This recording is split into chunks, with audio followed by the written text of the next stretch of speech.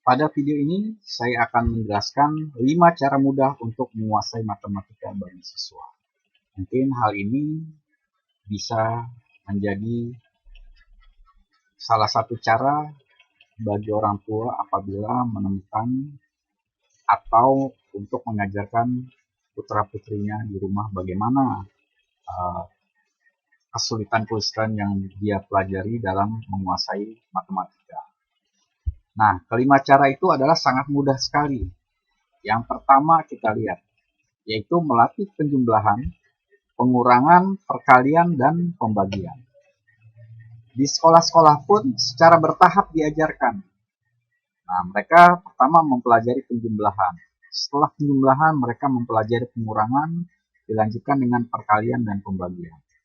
Tidak mungkin kita terbalik mengajarkannya. Mungkin kita mengajarkan pembagian dulu. Nah, ini akan sangat menyulitkan bagi siswa atau putra-putri tersebut. Nah, untuk penjumlahan pun kita lakukan secara bertahap. Yang pertama yaitu melatih penjumlahan yang sederhana, yaitu untuk satu angka dengan satu angka, umpamanya 4 tambah 5 atau 7 tambah 6 dan seterusnya. Lalu kita latih lagi dengan 2 angka, lalu kita lanjutkan dengan 3 angka dan seterusnya sampai siswa itu menemukan kemudahan dalam cara menghitung penjumlahan.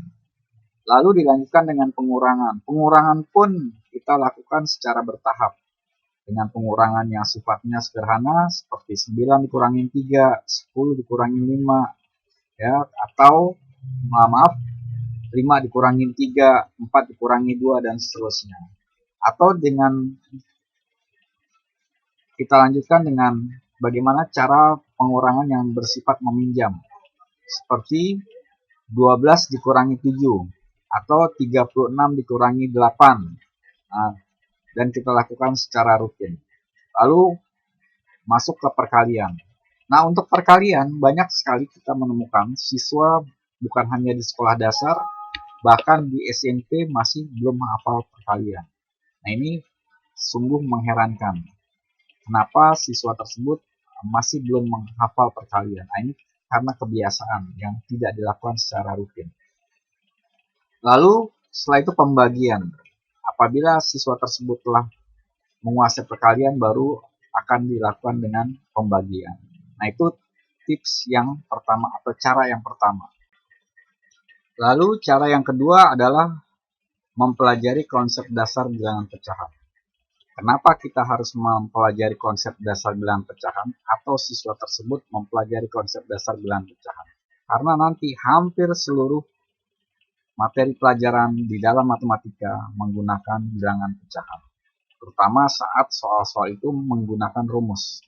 Nah, perlu diketahui, rumus-rumus tadi harus dapat kita kuasai jika kita menguasai konsep dasar bilangan pecahan.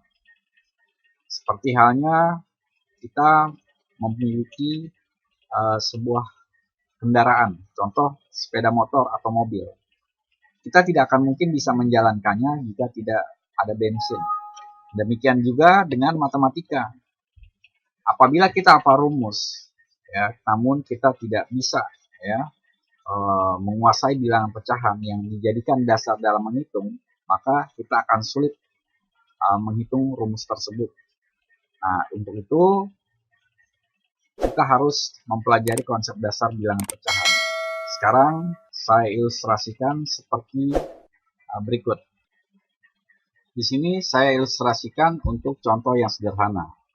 Ketika di bangku sekolah dasar kita diajarkan bagaimana menghitung penjumlahan pecahan, pengurangan, perkalian, bahkan pembagian. Nah, di sini kita harus tahu cara-caranya. Bagaimana seandainya soal tadi umpamanya dalam bentuk pecahan dengan penyebut yang sama. Ya, umpamanya contohnya di sini 1/4 ditambah 1/4 berarti 2/4. Lalu kita menghitung penjumlahan pecahan dengan contoh penyebut yang berbeda, berarti kita harus menyamakan. Lalu sama nanti kita menghitung pengurangan, bahkan kita menghitung pembagian. Bahkan kita nanti akan mengetahui, oh, nanti di sini umpamanya kalau seandainya kita menghitung itu bisa disederhanakan seperti contoh yang saya ilustrasikan ini. Ya, di sini kita lihat ya bagaimana kita mencoret di sini. Nah, ini cara-cara yang kita lakukan saat kita mempelajari dasar-dasar pecahan. Nanti apabila kita menghitung rumus, ya, di sini saya tampilkan rumus menghitung sebuah trapesium, ya, luas trapesium, maka kita akan berhubungan dengan bilangan pecahan. Nah, itu yang dimaksud bahwa kita harus selalu menguasai, ya, atau putra-putri ibu atau bapak harus menguasai dalam konsep dasar bilangan pecahan, sehingga nanti apabila diaplikasikan ke dalam sebuah rumus, dia akan lebih mudah untuk mengerjakannya. Cara yang ketiga adalah melatih cara dasar menghitung pada setiap soal matematika. Kenapa demikian? Karena nanti ketika seorang anak mulai dari tingkat sekolah dasar sampai tingkat kuliah, ketika dia mengerjakan soal matematika, dia akan menemukan dasar bagaimana cara menghitungnya. Oleh karena itu, perlu pemahaman bagaimana ketika seorang siswa nanti dalam mempelajari matematika. Sebagai contoh, saya berikan ilustrasi berikut. Ilustrasi berikut adalah contoh saat kita mengerjakan soal dalam bentuk rumus. Nah, apabila dikatakan A sama dengan B kali C. Nah, nanti ketika anak itu belajar, dia akan paham bahwa ketika dia di SD, di SMP, maupun di SMA, bahkan di tingkat kuliah, ketika dia mencari nilai C, maka sama dengan A per B atau A dibagi B. Lalu ketika dia menghitung B, sama dengan A per C atau A dibagi C. Nah, ini maksudnya seperti itu. Jadi dia harus memahami ya bagaimana ketika dia nanti menjadikan satu kebiasaan ya dalam mempelajari matematika yang dia nanti akan temukan ketika seorang anak itu akan menemukan dari mulai dia sekolah dasar sampai di tingkat kuliah. Nah, itu contoh ilustrasi pada tips yang ketiga. Cara keempat adalah mengerjakan soal-soal matematika secara rutin. Seorang anak perlu kita latih bagaimana mengerjakan soal matematika secara rutin. Tidak perlu dia belajar atau mengerjakan soal yang begitu banyak saat dia belajar matematika. Namun kita dapat melatih anak dengan hanya soalnya sedikit, namun kita latih dia secara rutin, mungkin setiap hari. Nah, dengan melakukan belajar secara rutin, maka akan menjadi satu kebiasaan anak. Ketika anak itu belajar matematika hanya seminggu 2 kali, maka dia akan sulit untuk mengulang pelajaran tersebut.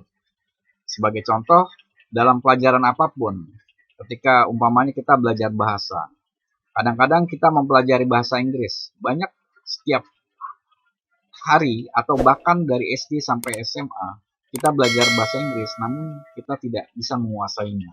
Kenapa? Karena tidak dilatih secara rutin. Sama dengan pelajaran matematika, apabila seorang anak dikasih soal-soal matematika secara rutin, maka dia akan lebih mudah untuk menguasainya. Itulah untuk cara yang keempat.